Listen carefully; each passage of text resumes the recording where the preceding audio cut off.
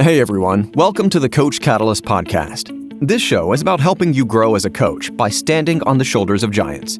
Each show, you get a different mentor in your ear. The early motivations, the successes, the failures, the tools, the tricks, and the insight into where the industry is going. All of it so you can make your own dent in the world. Remember, success leaves clues. Now, without further ado, on to the show. What is up, everybody? Welcome to another edition of the Coach Catalyst podcast. I'm your host, Trevor Whitwer. On today's episode, I had the pleasure of speaking with Justin Kavanaugh, who is known right now to be the mastermind behind some elite Olympic sprinters, and he has many medals under his belt. But that's not where he started. An unfortunate injury in college kind of derailed his career path and ultimately pushed him into the coaching sphere. We get into that and everything else. Coach Cav is a coach at heart, and so he even shares some great tools that you can use to help kind of improve your routine every day so that you show up the way that you want to for your clients every single day. I hope you enjoyed this episode with Justin Kavanaugh. Justin Kavanaugh, welcome to the Coach Catalyst podcast. Thanks for having me, man. Excited. I'm excited to have you on. I'm really excited to have you on. Mainly because I know you as a person and we're friends and we get to hang out. But for a lot of actually my friends, especially in the fitness industry, I don't know their backstories, or at least I don't know in-depth backstory. Because when you're talking to people, right, you're at a restaurant, you only have, 15, 20 minutes and you never can really get into it. So that's actually one of the other things I really like about this podcast is I can talk to people a little bit deeper about what's going on. So you are really known for the kind of Olympic speed coach, being part of many medals, but that's not really where you started. And maybe that's not even what the path was at the beginning. So let's go back to kind of young Justin Kavanaugh and what actually got you into this industry. Was it just had a love for sports, or was there kind of another route that brought you here? Yeah, so I was born and raised in Miami, Florida. Sports is definitely something that people identify with there. It was, something that I identified with. Growing up my entire life, having an older brother, competition was kind of like the thing that brought everyone together, right? This idea of like a pure competition, just the nature where we were. It kind of kept everybody in line. It was also one of those like even playing fields where you have a really good idea of where you stand among certain people. And because you play so many different sports, right? Somebody might be good at one thing, other person might be good in another. And when you're grow up in a community and in an environment where everyone kind of like, you're breaking bread with everybody, but you're growing up in a neighborhood with a bunch of kids. What ends up happening is you talk a lot of shit, you have a lot of fun. So it's at some point you want to kind of get good at something so you have some leverage on those conversations. If not, you're going to be hanging out, getting picked on your entire life. And I was kind of the youngest one in the neighborhood a little bit.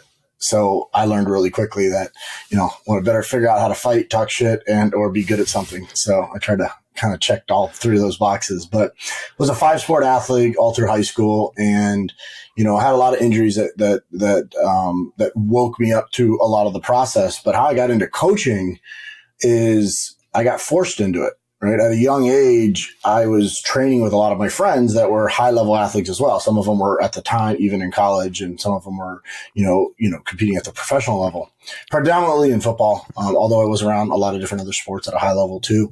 And fast track my career was two main components. The first one was one of the athletes that was a friend of mine I was training with got, basically was like, hey, he came to me. He's like, Cav, I trust you. You're training me. I'm like, what? He goes, well, found out his agent and his trainer were stealing money from him. And that like really, hurt him. Because you think about the people that were guiding his career and training him and then thought that had the best interest for him. They only had the best interest for their pockets and they didn't look at investing it the right way. So long story short, I got kind of catapulted into the role of a coach while I was still a student. How old were you? How old were you at 17. the time? 17. Okay. So you're still in high school. That was like, I was still in high school. My dad's a firefighter. My mom was a teacher. And, I grew up in that kind of coaching role. We growing up in a family that we were around a lot of people that needed things. that at some point our family was a little bit of a kind of guide for a lot of different people. And I think that's the way all communities were. Like, I wouldn't say we stood out by doing that. There was a lot of people in our environment that were like that, but as someone needed something, we were there. So I kind of learned quite quickly, what that role of a guide was. And that was something that helped me tremendously with how I navigate my own kind of coaching journey. And that was just kind of like the start of the process. And then, I still wanted to compete at my level. So I still trained together. But then I had leverage to learn from people. So I basically would walk into environments and say, hey, I'm an athlete and I would like to train. And I would kind of steal training sessions to learn from coaches that I thought were doing a good job. And then I would try to apply that stuff. So that's where it kind of originally started. Then go off to college, play college football, got hurt. And that ended my kind of playing career. Truth, that's a nice story. The truth of it is I actually wanted to fight to go back. I broke my back, L4, L5, T1. That changed my life. I went from being the coach athlete that was able to do some freakish things athletically, was able to say, hey, jump on this box. And then I would just jump on that box. That was the way I coached. It was like show, it was coach by doing, watch what I do. And it was easy, whether it be strength, speed, whatever it may be, I would pick something up pretty quickly. Even if it wasn't technically sound, I was a good enough athlete to express what I wanted them to do early in that phase. But when you lost all of your athletic ability, you lose your identity. And that was the big wake-up call for me. However, I actually didn't get fast-tracked into coaching in that part of my life. I spent about 6 months trying to go back to play. And when kind of the system, you're no good to the system anymore. You go and you're an All-American, to go from, you're worth something to now not being worth anything to them. They kind of put you to the side. You're basically damaged goods. And that was hard for me because I went from watching people that I looked up to really disappointed me. And that was hard. So it was like another layer to my own coaching was understanding like people only treat you on how valuable that you are to them. And that hurt because it's like, I don't want to be that way. And sometimes some of the greatest lessons for me were what not to do, not necessarily what to do. And sometimes those become things that you get stuck on in your career. And I kind of found myself over the years being stuck on some of those kind of ingrained habits for me. But I tried to go back and play. I was no longer valuable to those entities. And then, I kept getting, I wasn't the same. And that changed some things. So I had a couple opportunities to work with some high level people. And then I started to kind of build a name for myself. But my original plan was play college football, go to the NFL, make billions of dollars, become modern day version of Iron Man, be a philanthropist and, kind of rule the world and do what I enjoy doing. And then coach basically when I'm retired after I did all the good in the world. And now not being of value, right, to those sports entities as a player, you lose all your leverage. And I kind of got, fast tracked into coaching. So that's basically how that all kind of came together. In the meantime, I was actually working with people because I had to, number one, make money. And then I had people that truly believed that I could help them. And they really trusted me. And I was like, hey, I poured a lot into that. That was kind of my outlet for a long time too. So I did pour a lot into other people because it became, like almost an addictive vice. Where it's like I felt good in this one area because I wasn't good in this other area. That was the only thing that I kind of had. And if I can't beat you with my own hands or my own body, I had to kind of beat you with something that I helped develop. As a coach that runs challenges, I needed my life back. I had stuff all over the place. A Facebook group for community interaction, Google Sheets for check-ins and measurements, and was drowning in email communication. As my challenges grew past just a handful of people, I started to notice clients were falling through the cracks. I began researching virtual assistants because I just couldn't manage it all.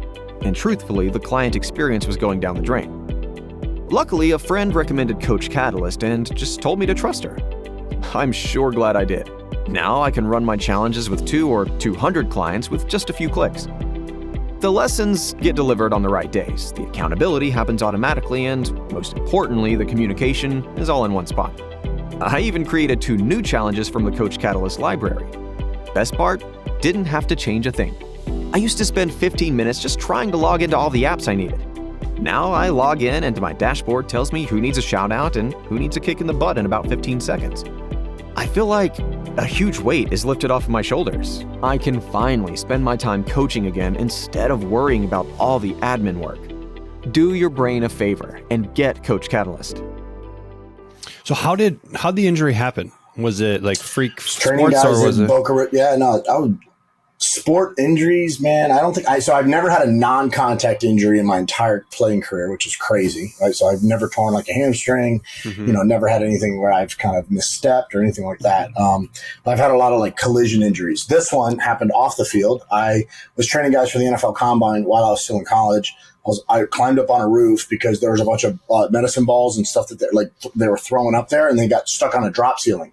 So I thought those knuckleheads would get hurt. So I walked up on the roof to get all the balls off that were there. So we were in like a volleyball gymnasium. So I walk up there and I'm walking on like one of the beams, stepped over to the next beam and fell right through the roof, 25 feet. And it was a false beam. The contractor never drilled it in. He just laid it down. So I fell right through the roof, stuck the landing like an Olympian, compression fracture right through my back. And that was it. And then I became very interested in the spine because I couldn't move. So you landed on your feet. Oh, I stuck it like an Olympian. Yeah, it was beautiful. All I needed was the leotard and some chalk, and I would have looked like one of those sexy people coming off one of the jumps. You're actually really lucky that you stuck it that way. If you would have landed on your tailbone, that's. I was pretty jacked up as it is, so I don't know what the alternatives were. Right. Wow. The initial impact was like, I'm fine. Is everyone okay? That was like the first thing that I thought. But because I came through the roof, I was all cut up in my face and stuff. So I was pretty like scratched up and bleeding. So I really didn't think anything about my back at the time. And at the time I was in great shape. So physically I kind of just worked through that. And then the next day I woke up and I couldn't move. I could barely talk. By the time when I would take a breath in, it would like lock me up. So I had to like control my breathing and even get help to get carried to the bathroom so I didn't piss on myself. Right. Wow. So that was a good like 3 to 6 month period of my life where I completely lost my identity in the sense of being this high performance athlete that felt almost when you're young, and I think most young athletes could identify this, like you feel immortal, right? Like you feel like you're never going to get hurt. And then when this happens to you, you're just like, oh my God, you just feel different. You're like, this could change me. And I remember, I rode motorcycles my entire life, and I had, unfortunately, a number of friends and people that had, gotten accidents and lost their lives and had some rough times. And I'm like, that would never happen to me. I remember talking to people on like how traumatizing it was because we had lost friends and stuff, and it was really difficult to kind of experience that, but it never stopped me from getting right back on a motorcycle. And it was like when you get hurt, it's the same thing, right? It's only when it happens to you. Like you could see this stuff happen all around you, but when it happens to you is when you change your outlook on stuff. Like I rode a motorcycle all through college. I think I got rid of my bike and years later. I rode a bike all the way up to about 2010. Man. So you're probably still thinking, I'm going to figure out a way that I can get back on the field. And if you hear my story, like if I've given like presentations, because you've heard me talk and you've seen things, for a long time, I would just I would collapse the 6 month to 1 year, right? It was 3 months to 6 months to get me to move and walk again. But then it was about 6 months to 1 year where I actually fought really, really hard to try to go back and play college football.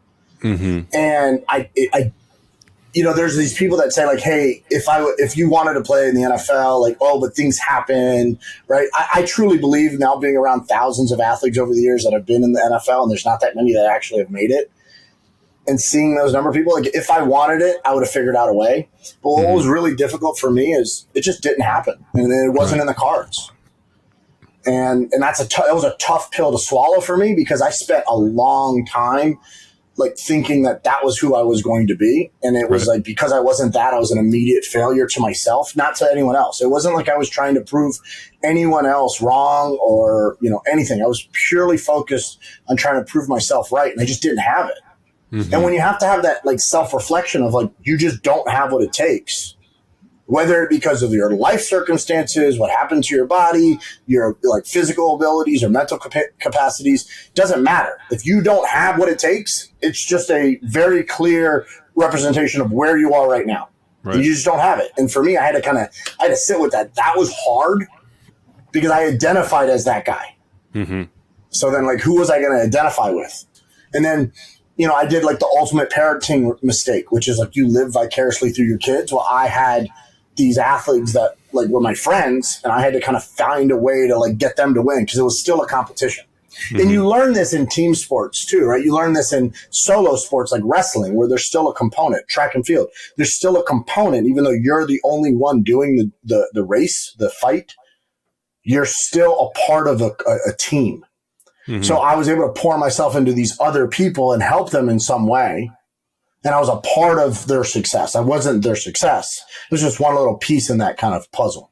Mm-hmm. And it gave me a little bit of oomph, but I always had that like resentment that it wasn't me. Right. And like, why wasn't it me? So I was like, kind of figure out a way. But I did use it early on. I used it to say, this will never happen to someone else. Like I was never going to let that be the reason for someone else. And, you always try to find a way to like be your own coach.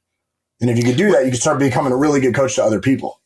You say never let that be the reason. I mean, your accident was just like, it's freaky. Like it's one in whatever, right? Like, it's not what was. Yeah, but how many coaches do we know? How many coaches do we know? Athletes do we know that have a story similar to that kind of, story architect, where it basically says they went to do this, they had this goal, and then they got hurt, and then this happened. It happens all the time. So I wanted to kind of remove that as a outlet for people to kind of like immediately accept in their athletic journey by basically finding a way to say this won't happen to you. Because I believe that's a cop-out in coaching. Why is it that person's fault? Why is it this freak accident? Well, there was decisions that were made, and those decisions led to an outcome that if I would have thought differently about the situation, I probably wouldn't have made those same decisions. And different decisions would have created a different outcome, even though the circumstances or environment were exactly the same. Mm-hmm. So I think part of a role of being a professional is taking ownership in your situation. So I took ownership in it to be able to say, hey, I don't want this to happen to someone else. Because if I basically say it's a freak accident, well, then I can never prevent it for myself or someone else. But having a little bit of faith that I can, it's even if you can't, it's the same reason why when people gamble, they watch the game because they feel like it has an effect on the outcome of the game. Right. And I'm a big believer of that, whether it be superstition or just my involvement, or it's what creates basically your energy to keep moving. That's what I believe in. And I kind of have to be true to what I believe in. So was there a moment when you're like, I can't do this. Like, I'm not going to make it. Was there like a moment or an experience where it was like, man, I got to move on to the next thing? Because I could see someone every single day. I didn't think I had it. And every single day I said, I'm going to make it. Like every day there was like a daily dialogue that battled back and forth with a little like, devil on one shoulder, an angel on the other that fought that conversation every single day at all times, even probably in the midst of the action. The only time that I was in a place of calm when I was training or competing. Mm-hmm. I was one that like I enjoyed practice. Like that was my outlet to a lot of things in my life was those practice periods in sport. So I enjoyed that. The only time that I was in a place of calm was when pressure was on the line. So I would kind of always put myself in situations like that. So I would remove those other voices because when you're not doing activity, that's when everything gets louder. Right. But when you're doing activity, you zone out all the noise. Right. So that was my thing, and that's kind of how I kind of kept it going, so I could stay kind of calm. Like I had to create this like athletic peak state, but just in different environments in my life. Mm-hmm. So, I mean, after a year, you're just like my football career, just like I just can't get to that level again, and I need to move on to the next thing. Not necessarily. So I started to have some success with the athletes that I was working with that created opportunities for me that like went that way. And I would still try to be this athlete. So I got coaches that knew me when I was in high school and recruited me that went on to different schools. I had one coach send me a plane ticket and say, hey, this is for you. And, we're going to offer you a scholarship. On one condition. If it doesn't work out, you're on the staff coaching. So I'm like, let's go. And I remember 3 days before my flight, I blew my back out again. I was doing a drill, just literally made a cut, boom. And I'm like, I had one of my athletes that I was training with literally carrying my truck. Talking about a humbling moment. So I kind of kept that drive with me all the time. It just, at some point you have to kind of just realize that it's not in the cards. And I still fight that daily. So I created, other opportunities for you to compete, whether it be in wrestling or fighting or jiu-jitsu, like even things on different playing fields so that you could kind of put yourself in a position to kind of feel that again. Because I think that everyone has that in them and they want to feel that again. So people really miss, out on the experiences of the locker room a lot. I think people don't talk about that a lot. And like, you want that back, but you'll never have it the same way. Cause it's like as you kind of graduate from different, levels, those locker rooms are different. So you'll never replicate it, but you're going to get that kind of same feeling again. And I wanted that. Like I wanted to create a peak state for me in competition because that was my church. That was my environment where I was at the most peace. And I wanted to create an environment for me where I could kind of, bullshit, be kind of who you are and be comfortable with that banter back and forth. And there's very few places in the world, not just because of the political landscape that we're in today, but you don't see that a lot because of the sensitivity and how fast information moves. But back then you didn't see that like out in the open anywhere either. That was for those kind of special places. And for us athletes, the special place for us was kind of that locker room conversations or you hanging out with your friends. And I didn't hang out a lot because I was so invested in the sport. There wasn't a lot of like just straight back chilling. It just wasn't my lifestyle. So I was searching for that and I still am, I just do it within the work that I do. Right.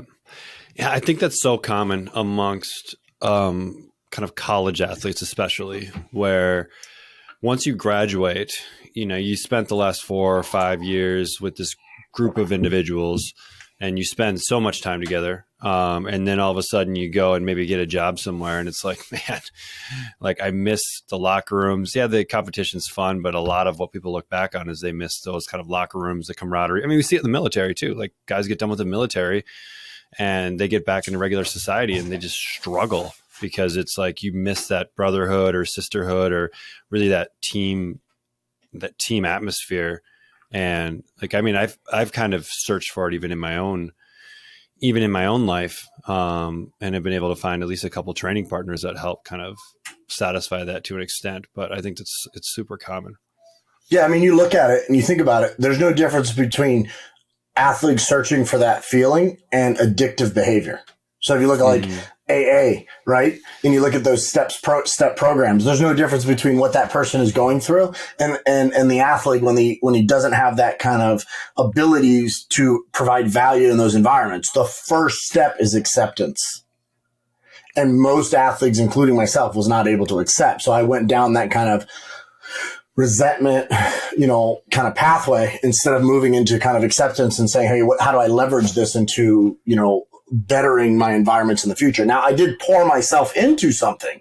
That doesn't mean I just wasn't a blob and useless to society, but I don't feel that I was 100% in. And that's why I had to make sure that I had that feeling of like, okay, if everything in regarding my career stemmed from trust with an athlete, then I better, when I tell them, hey, I got their back and no stone will be left unturned, then I need to go all in for them too. So that was the only thing that kind of kept me to that. Because if it weren't for that kind of word and or feeling that I knew that I could create with an athlete by not being all in for them, then I probably would always have had this side bet in my life.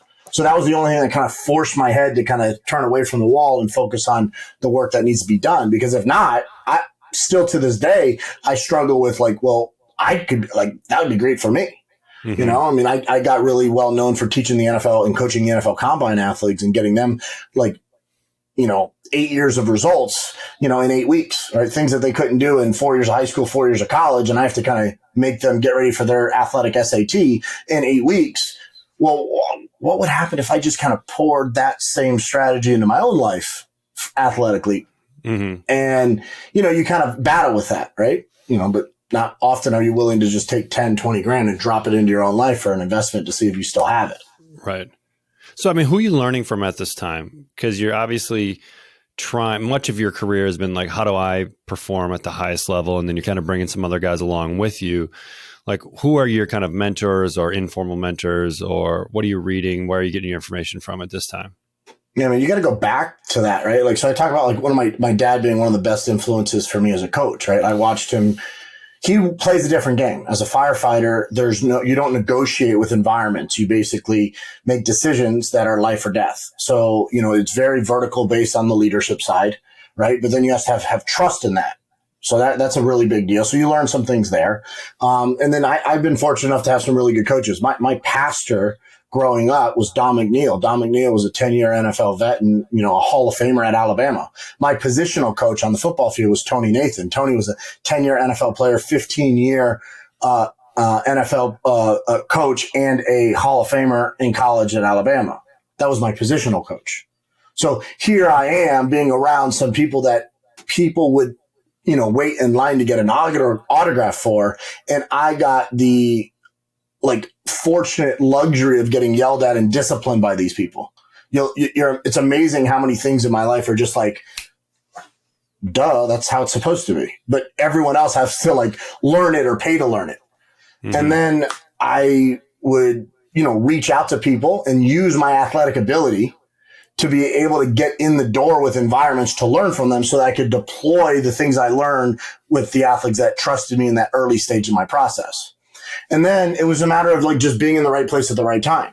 So the guy that helped me with my knee rehabilitation, so there was a PT at my school, Cliff D's, amazing, right? And I got fortunate opportunity where hey, I was student body vice president. I was, president of FCA in the school. So I was pretty involved in the extracurricular activities of the school that allowed me to have leverage, maybe academically to say, hey, I'd like to do this. So we created a class that was physical therapy class. So you learn so much about the body, but it was basically him treating me, full time. And I learned a lot, which was great, but that accelerated my rehabilitation. I remember in career day years before that, there's a guy named John DeFeedy that came in, and John DeFeedy was a very well-respected, performance coach, and had literally freaking magic hands, right? The guy put his hands on you and you'd be amazingly healed, right? Feel like you're in a black church where they just let you be healed and they shake you and all the demons go out, right? And that's how you felt when you left, this amazing person's, table after treatment. And for me, I knew once I got hurt, I'm boom, I went and saw John and training with him and getting back, because I had knee surgery in high school, and that was part of learning about the rehab. So I was, accelerated on the educational side earlier because of injuries. So I spent some time with Cliff, spent some time with John. And then, John trained high level athletes. So, I mean, he had some of the best guys, in his building every day that he was working with. So now we're just surrounded by them. And it's just a matter of you being in that environment. You're going to pick up a few things. And then when you're in that environment, people start to trust you because you're educated by association, even though you don't actually have the same credentials as that person. And then you just leverage that onto the next thing to have those conversations. And then you just build it up. And that's what took place.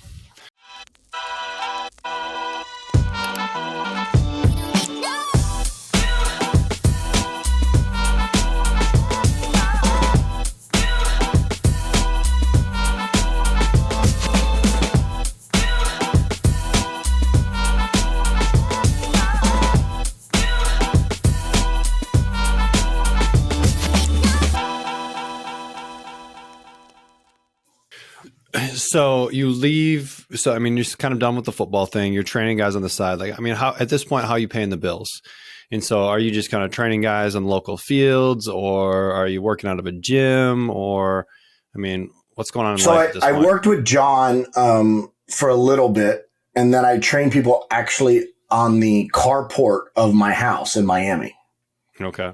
So there was a little outside overhang carport, put a rack in there, I had a rack glute ham raised before people had them. You're talking early 2000s.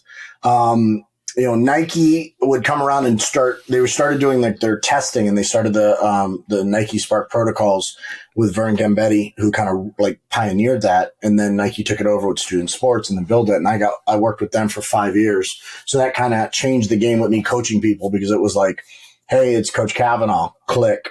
Hey, it's Coach Kavanaugh with Nike. huh? And then you get a conversation going, and then you build that kind of relationship.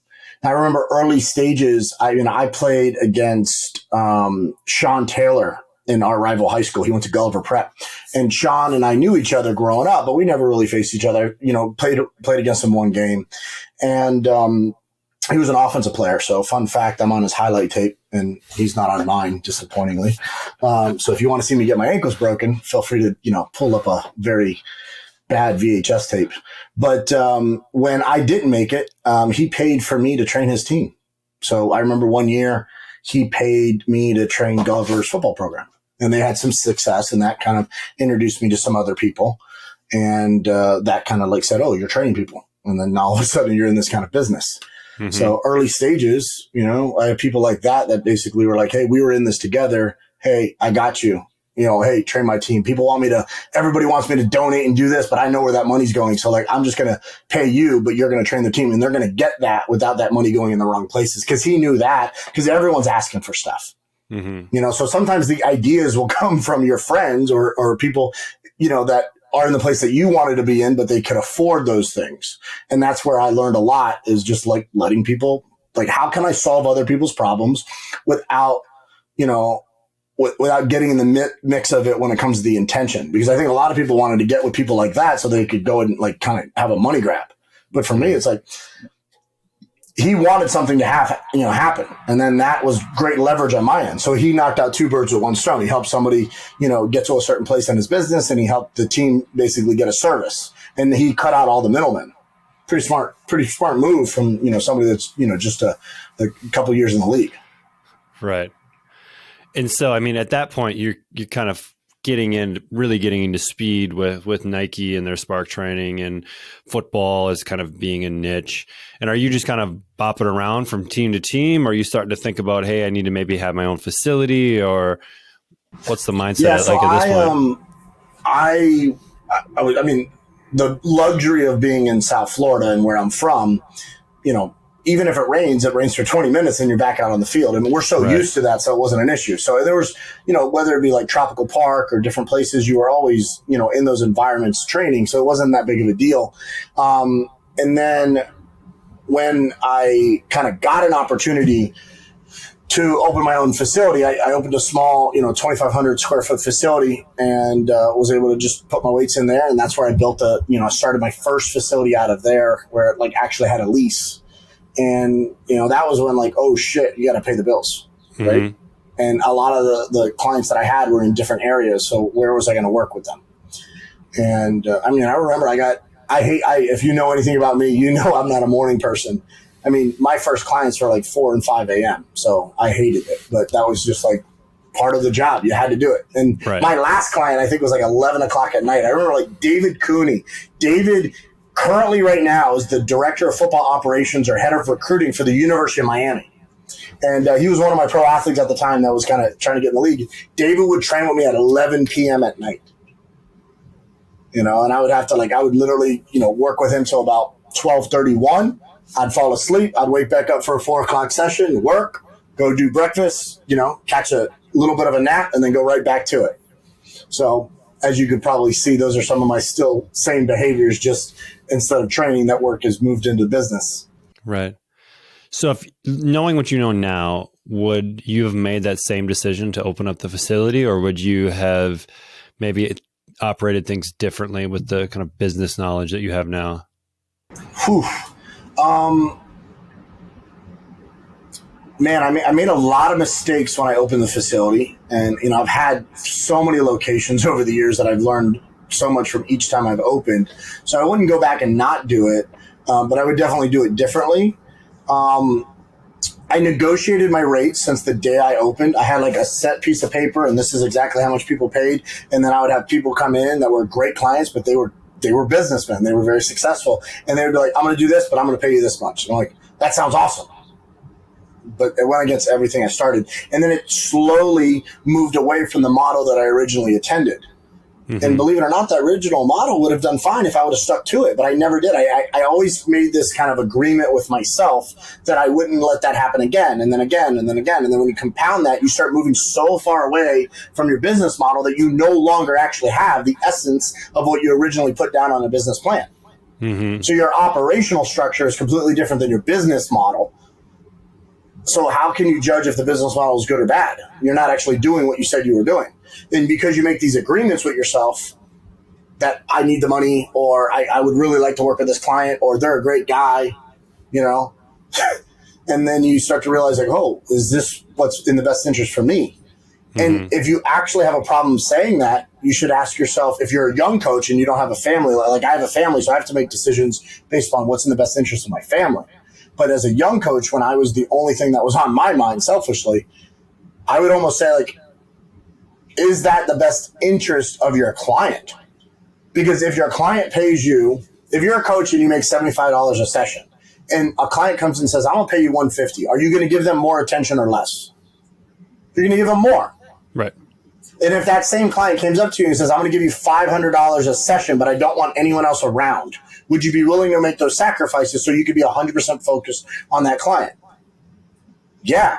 Right. If a client came to you and says, I'm going to give you $1,000 for a session, but I want you to cover everything. I want you to make sure like I don't have a nutritionist. I don't need, like, I need all of it. And then if a client comes to you and says, hey, I want your time for the entire day. What does that cost? $3,000, $5,000? Would you make sure that you are prepared? Would you make sure that you had all of the things that you need? And would you be so focused? Absolutely. So, 20 years ago, my model was halfway decent. Maybe the prices weren't, where they are today. But I negotiated with that model. Today, I do a lot less negotiations. I wouldn't say I don't negotiate, but I do a lot less negotiations. And I've been very clear with the value that I have with people so that it's not being, being taken advantage of. So would I have opened that place? Yeah. Would I have done it differently? Absolutely. Fun fact that the location that I first opened turned into a CrossFit gym, then turned into it was originally a car showroom. Then it turned into a CrossFit gym. And right now it's like one of the largest like liquor distributors in South Florida. So you go back there if you want to get some booze, that's where you go.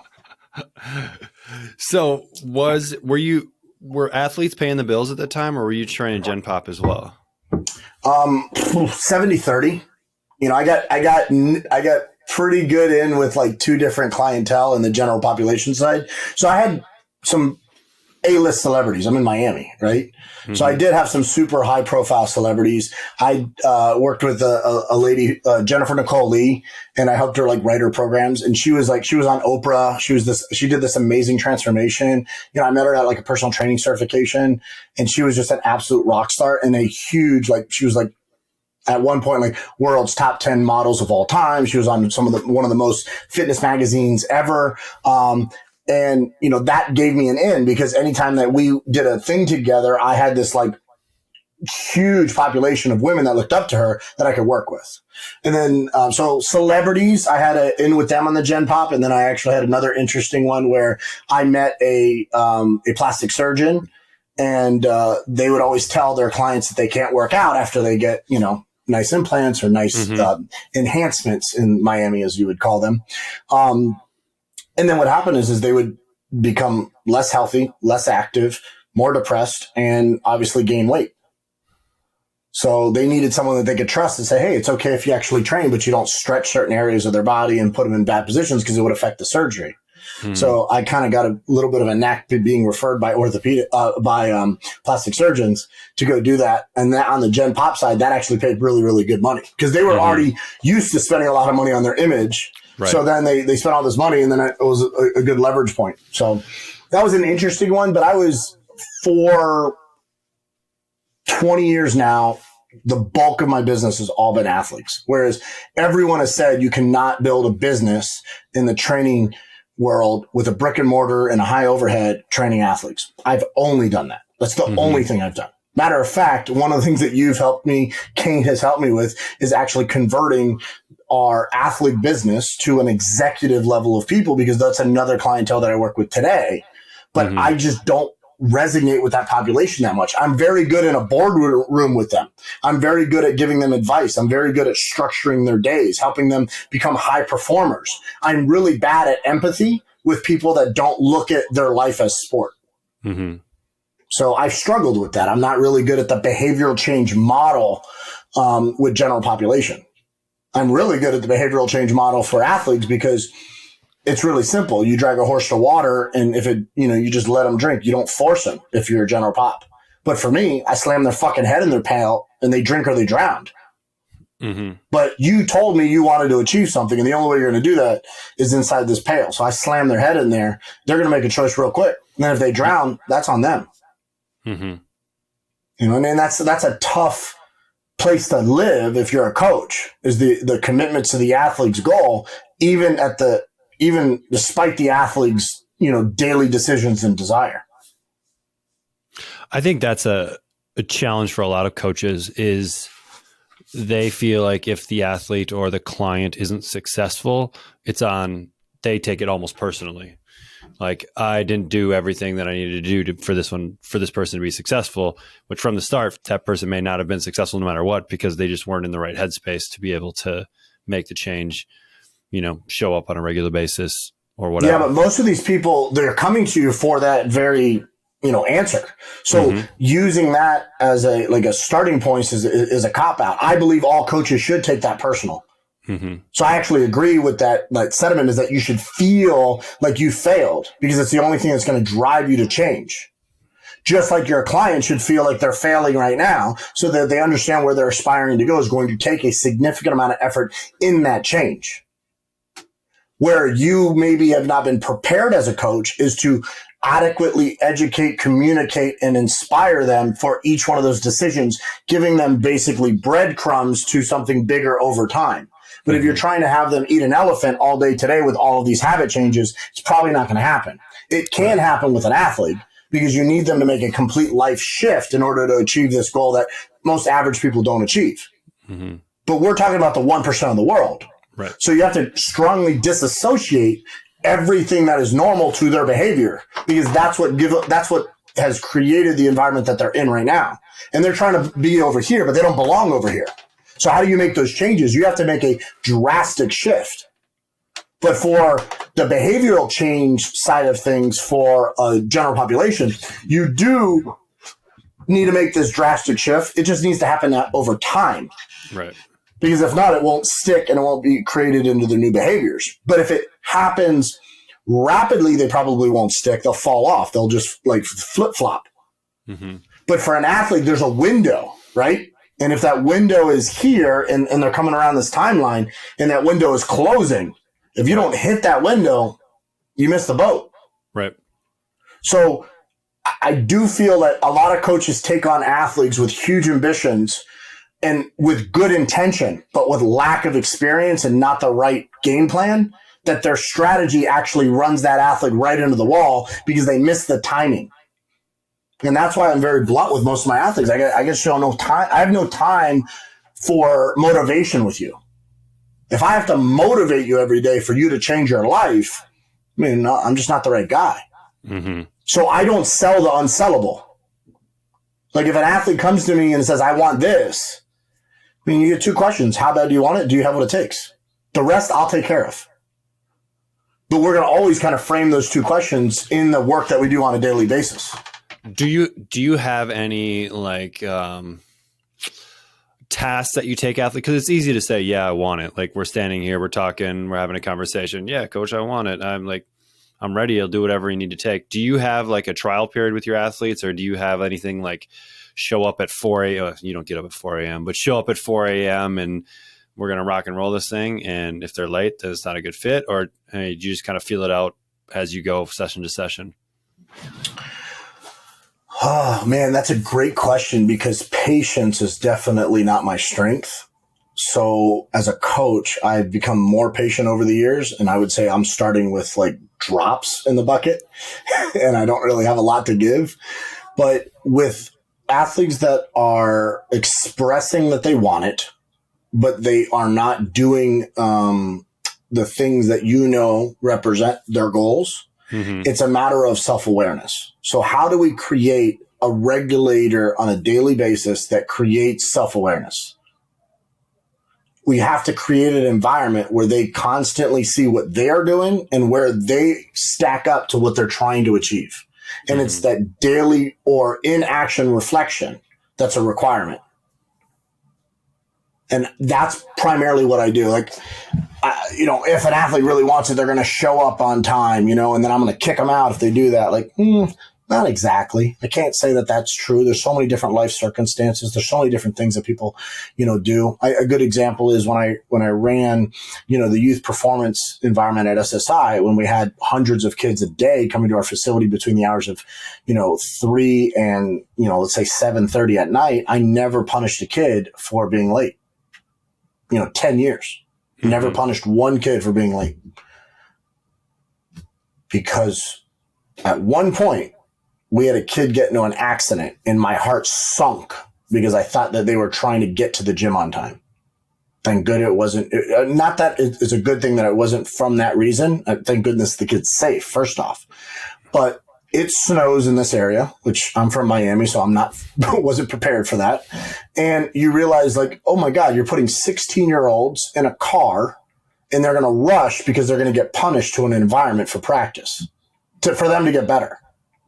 So I eliminated that, right? Whereas a lot of people would say, like, you don't want it bad enough if you're not prepared. Like, man,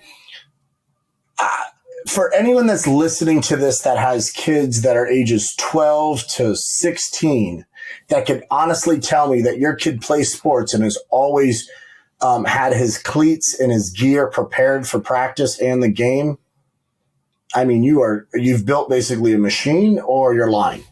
So the idea that we're going to take a professional when they've always been kind of coddled and taken care of, when that stuff has happened, and they're automatically going to flip, I think that's bullshit. I just don't think I think the best way to do it is basically constant alignment and reflection to whatever their ambition is and their daily action. As a gym owner, Coach Catalyst is the key to having low turnover. For several years, I struggled and spent 10 to 20 hours a week communicating with clients via phone calls, Facebook Messenger, email, and text messages. I had tried everything to make my life more efficient. I was at my wit's end. And then I found Coach Catalyst. Since starting the software, I have found a life again, and my clients are thanking me for being so involved in their fitness life. I've cut my daily commitment to interacting with over 300 clients to under 15 minutes a day and have streamlined my 6-week challenges. I couldn't recommend it more. I just don't know if I would even be here today if it wasn't for Coach Catalyst. If you don't have an account already, you're missing out and not helping the people you could be. On a day-to-day basis. Is this just daily conversations with them, or how do you, are they journaling, or what are the tactics around getting an athlete to do this type of reflection and have this type of self-awareness? Yeah, so you brought up a really good point. I do not think an athlete could have his highest level of success unless they actually document where they are. So I'm not necessarily having an athlete journal, but I do have them keep a notebook. I do have them keep a log of where they are, because if they don't, I find it very hard for them to actually appreciate their growth.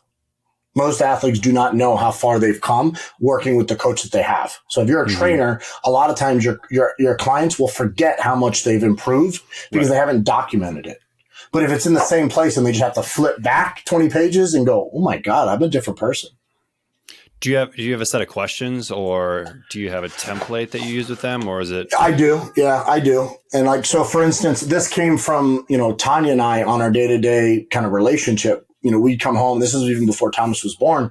We would come home and we would talk about, the peak and the pit. So what is the peak of your day, right? The peak of like the mountain of your day. What was the thing that was the highest point? And then what was the pit? What was the valley? What was the negative thing, right? So if an athlete could kind of like reflect that, what is the peak and what was the pit? Boom. They automatically know, like, okay, because in sport, you have to know that you can't get too high and you can't get too low. I want you to be emotional, but you're going to have to stay within this kind of range, right? Because if you're too fluctuating, what ends up happening is those fluctuations develop patterns of inconsistency, and then we can't track it, right? So that's critical to think about. So I always look at, first thing is like, what was the peak and what was the pit of the day? Documenting what you eat is a critical factor, because I think a lot of times people lie about what they eat. You ask a client, general population, I'll use this as an example. You ask a client like, hey, how do you eat? Oh, I eat good. Awesome. Can you, what'd you have yesterday?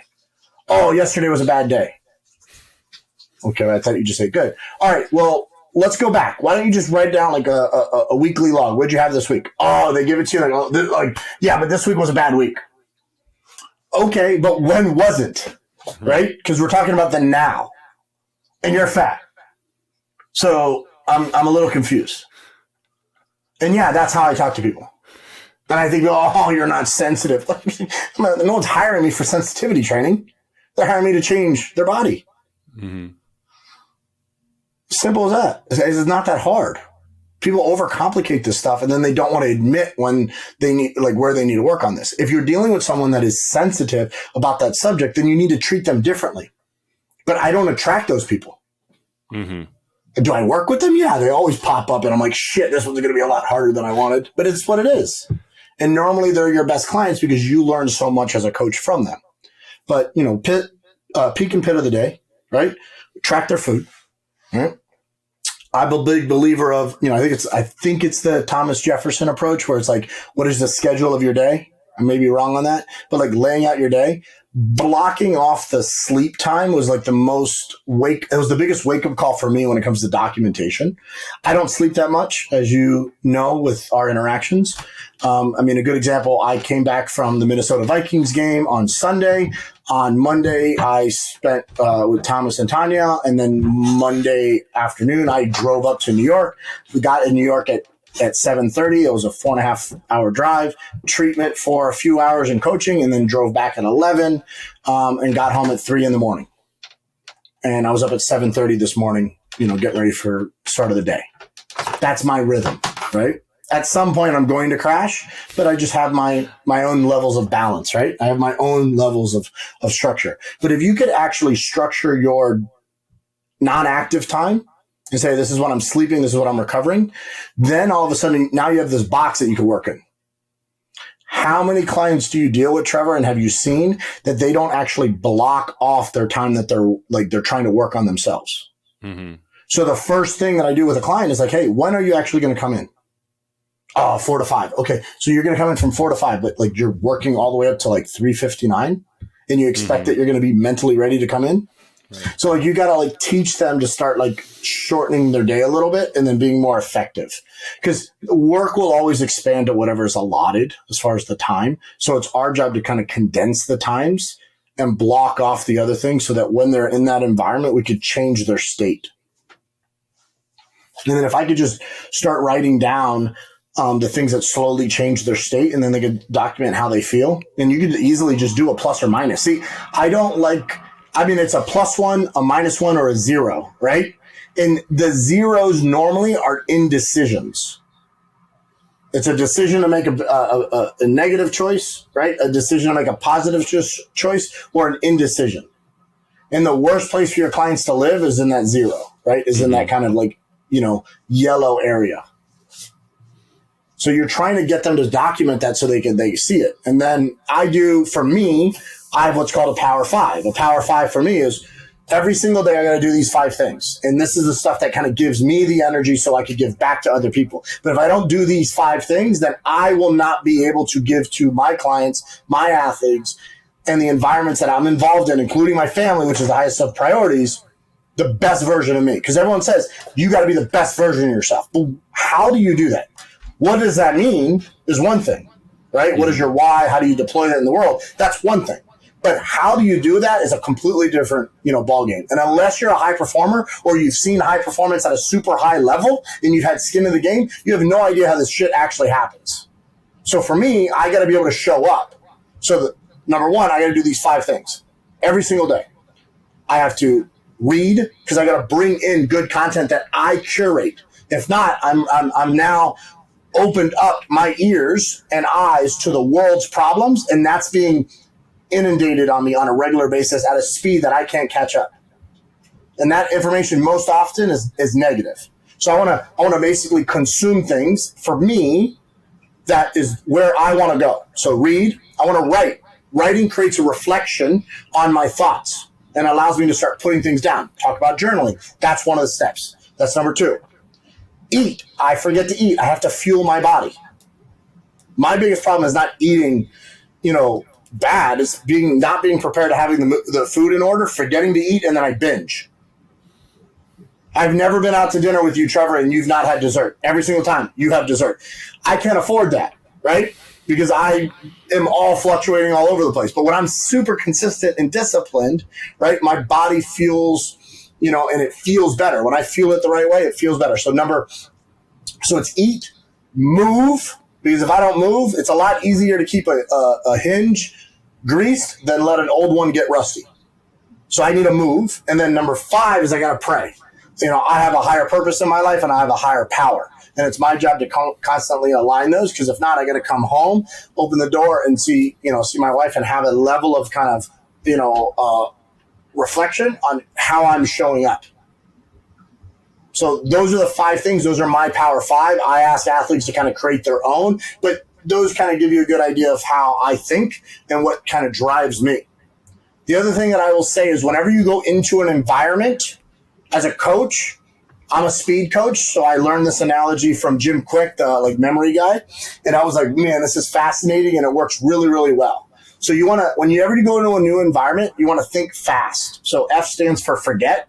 Whatever you think you know about the subject or wherever you're about to go into, you got to forget, because you want to open your cup. You want to have an ability to learn, right? In a filled cup, unfortunately, nothing's going to be able to be poured in it, right? So forget. A stands for attitude. The attitude in which you show up to the environment is going to dictate how the environment treats you. S stands for your state. What is the state that you're in? Man, do you have a good attitude, but are you in a state of negativity where you're I'm resistant to what this information is? Because how many people come to you for advice, but you're hesitant to receive it? So at some point you have to forget where you are. You have to have a good attitude. You have to have a good state. What is your readiness to be in, right? What is your warm up? How does your warm up enhance your workout, right? That's your state that you're in. And then T stands for timing. The timing that you implement this knowledge and when you're receiving it, right? If you're the guy who's always asking for a book recommendation, but you read the right book at the wrong time, it's going to mean something different to you. I finished a book that was pretty thick, and I literally, Tanya was asking me hey, because we were reading it together, and she was telling me where she was. I said, I have 1 chapter left. The last chapter is the best chapter. It is amazing. You're going to love it. It literally is your chapter. And she's like, oh, don't tell me, because she's early in the book.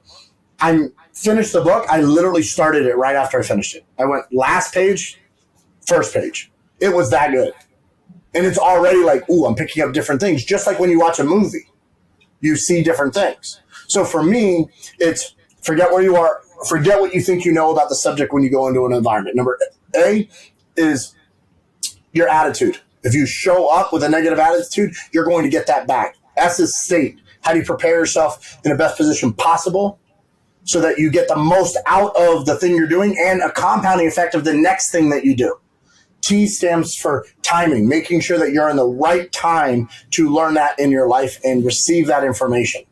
And then I like to kind of, double that T with test. You have to test these things on a regular basis so that you know how good of information this is or the person that you're learning from. And I do that on a day-to-day basis. So if you could just kind of figure out how you showed up in those environments, how can you get the maximum use out of those situations, you start documenting that, you're going to get a really good idea of how quickly you progress. So you have the power of 5. A lot of them make sense in a structured format. Do you have a morning ritual or an evening ritual, or you kind of have your checklist and you try and kind of fit them in between things? Or how do you make sure that you execute on these 5 on a regular basis? All right. So I sleep with blackout curtains in a perfect environment made bed with essential oils and a humidifier and an amazing air purifier room. I wake up to a light alarm clock instead of one that wakes me up loud. And then I slowly get up. I lean over. I set my affirmations. I put my feet on the bed. I give my gratitude thanks. I brew my coffee and I drink my chai water tea. And then I basically start my day No, I don't do any of that shit. That's what everyone else fucking does, but I don't do any of that. And if anyone knows me and heard that, they'd be like, he doesn't do that. You know what I do? I'm not a morning person. So I'm going to bed between 2:30 and 3:30 almost every single day. And I'm up at 7:30 every day. My alarm clock is 7:25, 7:22, and it hits snooze a few times and I roll over a few times. And then I am fortunate enough to where my wife's a morning person and she wants to talk and wake me up in the morning. And I'm just like, I don't understand a word you say. I will walk downstairs right now and I make her water. So she, every day she wakes up with like lemon and ginger water and she heats it up. So I do that for her. The main reason why I do that for her is because if anyone spoke to me during that window, you're not going to get anything out of me. So I'm like, I need to be alone and do this thing. So I just start doing the stuff on like automated work.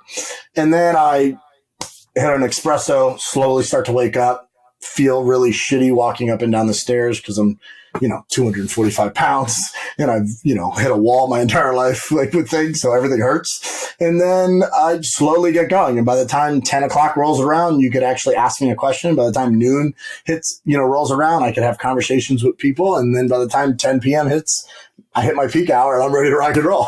Anything before that, oh man, it's a mess. So, you got to figure out like who you are. Everyone's like a morning person. Like I woke up at 3:34 in the morning for a very long time to train people. I did that for a long time. I opened up gyms. I opened up buildings, opened up a YMCA for a full year every single day. I had to be, on the road, make sure those doors were open. Never missed a session. So it's not a matter of like, I can't will myself to do it. I just don't like it, and I don't want to. Mm-hmm. And for me, I mean, my peak time is probably like 10 p.m. to 2 a.m. So I do, my best work during that window. So I try not to have meetings during that time. So unless it's like thoughtful, creative work that I need to have. Lately, we've built out so much, on the team side, globally that we've had to have late night meetings because that's what their day is. And I can't have meetings before 9 p.m. because that's where my money hours are, right? Like between 1 p.m. and 9 p.m., that's where I make the most money. Mm-hmm. So it's, it's about like organizing my life to manage that. I get to take Thomas to school every day that I'm in town. I, 2 days a week, I get to, really pick him up and do that work. And then every day I try to be home during a window that, we could spend time. And as much as I could kind of relieve, Tanya of bath time and things like that, I try to do my best. But, she works full time too. And, runs a super success, is a super successful in her world. So I don't have the luxury of just basically having everything on my time zone. Right. Mm-hmm. If it was up to me, I would not wake up at 7:30. I would just sleep in every day. I don't care. So I think everyone's looking for this perfect answer on this, like, how do you set yourself up? What you do is you create an environment that you're the most productive. And then you put people around you that have synergy with you. But the fastest way to be productive is remove all drama from your life. Like get rid of all the drama, get rid of all the shitty people, get rid of all the things that are not productive. And you'll be so amazed on how quickly you grow and how much you don't need to have your, freaking your meditations and your, your beautiful morning wake up. So with so are you just kind of fitting them in? Like you have this kind of like internal checklist where like, hey, I need to read a little bit today, or do you have a book sitting on the desk to kind of remind you? Well, I don't want something else in my brain before I choose to put something in my brain, right? So I want to do that before someone else gets the chance. Because once someone gets the chance to control your day, they're going to grab a hold of it. So I have to you have to create some guardrails and protect yourself a little bit and say, I'm going to do this first. Because if you don't do those things first, then someone else is going to put their agenda on your desk.